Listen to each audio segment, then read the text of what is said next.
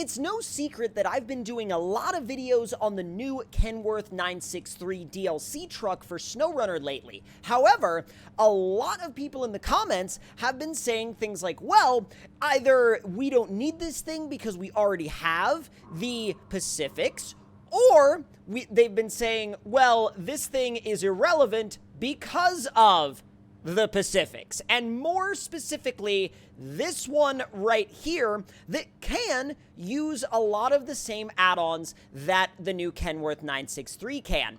However, what we are going to be doing in this video is we're going to be doing a little bit of a comparison test throughout the course of multiple different off-road situations, and we're going to see which one is not necessarily objectively better, but rather we're going to compare their performance, and I'm going to leave the actual objective comparisons up to y'all to make your own decisions on. Now, these are both very heavy-duty trucks. They're very capable trucks, even in stock form, but I do want to quickly draw y'all's attention to one fact real quick. The Kenworth is much larger. It is taller. The tires are much taller. The tires are much wider. The axles are wider. The track width itself is wider.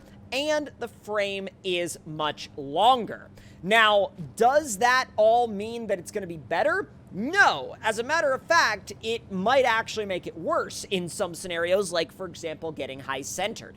But what we're going to do real quick is we're going to build up both of these trucks, but we're going to be leaving their standard tires on them. We're going to be giving them the max allowable engines, and we're going to be giving both of them variable ratio gearboxes. So without any further ado, we're going to go ahead and do those customizations real quick, and then get on with the test. And now that both of these trucks are loaded up with long logs, we're going to go ahead and kick off our tests. Now, here's what we did. So again, we are running the standard spec tires, the standard suspensions that these trucks come with, and they both have the max allowable engines as well, and they are both equipped with fine-tuned gearboxes. I tried to make them as close as I possibly could, just for the sake of fairness in comparison. So, let's go ahead and swap over to the P12, because admittedly, I've been driving the Kenworth a lot lately, and I would like to kind of refresh myself on how the P12 drives, because I don't remember the P12 driving badly at all. I actually really enjoyed driving the P12 the last time I used it. So we're going to head out on our standard testing circuit here and just see what this thing is like to drive, kind of refresh our memories on the P12 a little bit. Now, I personally have very fond memories of this truck, especially from when I first used it years ago when the game first released.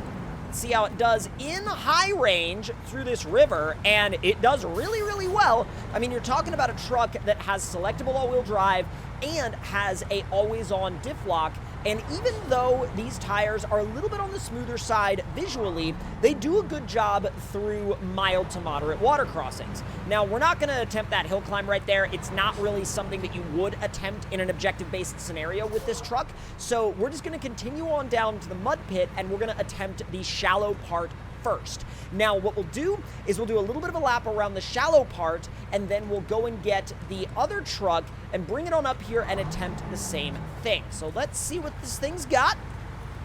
We'll see how far it can go in high. I don't know why the all-wheel drive on prompt is not disappearing, but we're just gonna let it be for now, and we'll get our laps in and see what it does. So far, I haven't noticed any drop in pace. I don't actually think it's dropped in pace at all. This thing has kept up some really good pace in the shallower stuff, because some trucks won't. In high range, some trucks will just sink out here, even in the shallower stuff, but this thing does just fine. It's just cruising on through until it stalls. Now, here's the thing about that. That wasn't the truck sinking and giving up. That was the truck. Ooh. So it's actually encountering more resistance than it's encountering grip issues. I expected grip issues to be the bigger problem, but it's actually not. It's resistance against the mud itself. So let's go ahead and stop you right there and go get the 963. Now, if y'all have been watching my channel a lot recently, you'll be pretty familiar with the 963 at this point. Now, to be clear, we are testing this truck in a state where it still has more development work to be done. This is not the full release version of this truck yet, so things could change. Things could be a little bit different when the truck releases, but nevertheless, this should be pretty close to the representation that we see in the full release build. So let's see how this thing does across the river crossing. All right, plunging it in, throwing it in high. High range in this feels slower than it does in the P12, and there's the, wow, it actually stalled out pretty dang quick. I didn't ask for reverse. Oh, I accidentally just barely snuck it into reverse because of the variable ratio gearbox, or rather the fine tune. I call it variable ratio because that's what it is, because it allows you to vary the gear ratio that you are using. So I just call it a variable ratio gearbox. It makes more sense in my brain that way, so that's just kind of how I say it. But so far, we haven't really experienced all that much issue with this thing, apart from the stalling issue in the river, which I would attribute to these immensely tall tires and the really massive resistance that they must create. Creeping up on the shallow mud area now. Let's see how this thing does in comparison to the P12. So right into high it goes, keeping in mind that the P12 basically got almost all the way to where it is now in high range. And it did basically all of this in high, and wow, this thing started stalling out much earlier, like much earlier. That's a bit of a surprise. I thought it was going to be able to keep its momentum rolling a little bit better than that, but it was not. Now, I do need to go ahead and say, though, that it's not sinking. It's not sinking at all. We're not having any sinking issues. It does seem to, once again, though, have a little bit more trouble staying in high on softer terrain than the P12 does, which is very interesting to me. Now, turning radius is non-existent. Like, look at the P12's tire tracks. This is, yeah. Oh my God. Oh my God, we're out to the road. So this is a back up and adjust, and then probably back up and adjust again if we're not able to get onto that same line before this pole, which we might not be able to. This is a turning circle nightmare of a truck, but we ended up getting it to bring itself around, so that's not too bad.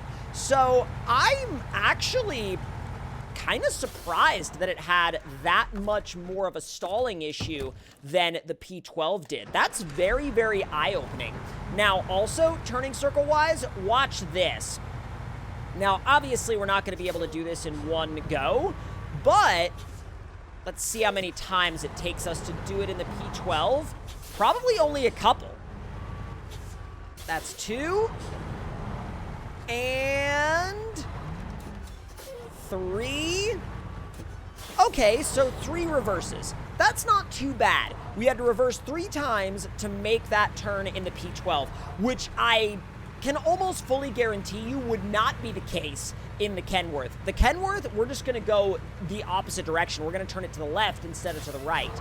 Now, here's where things are going to get a little bit interesting. Now, the dips obstacle isn't really a favorite of really either of these trucks, but more specifically, it is not a favorite of that Kenworth by any means. So, we're going to see how far the P12 can get in the dips obstacle just as kind of a first experiment to see where we can go from there.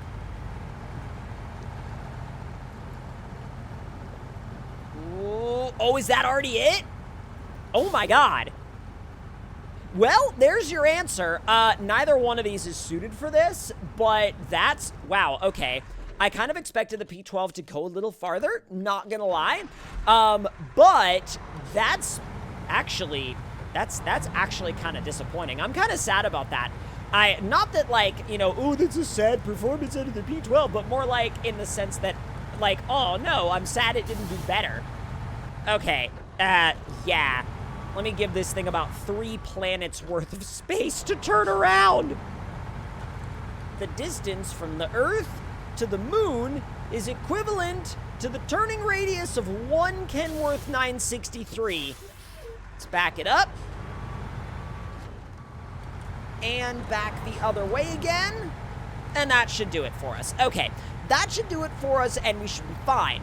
So, getting these through there, as far as the dips obstacle goes, I don't think it's going to happen. I really don't think it's going to happen unless we see, like, you know, modded versions of these trucks later on down the road. They're great trucks, don't get me wrong, but you definitely have to think about what you're driving and think about what you're dealing with, and just understand that there are going to be some pathways that you probably shouldn't take when you're running something this big. And while this thing is very powerful with the max engine, it's still not, in some scenarios, powerful enough to overcome the size of its own tires. And I think that that's definitely a worthwhile consideration for sure. All right, well, that's where the P12 ended up. So, back it up and turn it in. All right, we're starting in low plus. See, it's already having trouble overcoming the sheer mass of its own tires. They're like freezing up because it just does not have the grunt to do it. And I assure y'all, this is the maximum engine, the maximum allowable engine. And wow, no way. I'm actually already donezo. Like, that's, holy crap. And this is lockers always on, all-wheel drive engaged. It does not have the grunt to make that wheel spin. Look, it's trying to, and if it had enough grunt to do it, I'm sure it would, but it just can't overcome the sheer mass of the truck. That's wild to me. Okay, well, I guess that's going to be a win for the P12 in that category, even though it really didn't make it all that far at all. So now, let's move on to our next testing obstacle. I'm going to say that they both land on their wheels, actually. Watch me be proven completely wrong, but full send. Let's go. All right, neutral. Here it goes. Picking up speed. Picking up speed. There it is. There's more speed, more speed, more speed. Sending it. Wow. Completely packed still. Our suspension picked up some damage. Our engine picked up a little bit of damage, but all in all, massive showing from the Kenworth. I'm very impressed. I will say, this thing drives better in automatic mode than the Kenworth does. It drives a good bit better in automatic mode than the Kenworth does, probably because it doesn't have to contend with tires that are like, these are still big, but they're not quite as massive as the ones in the, on the Kenworth. All right, here we go. And neutral. Oh, geez. All right, we're going to have to aim left, I think. Ooh, got a little bit of sway going on. Holy... Well, this went well. Well, I'm not going to blame that result on the P12 whatsoever because we couldn't get the Kenworth out of the way. But if y'all enjoyed this comparison, let me know your thoughts and opinions in the comments below. Hit the like button if you enjoyed, subscribe if you're new, and I will see y'all next time.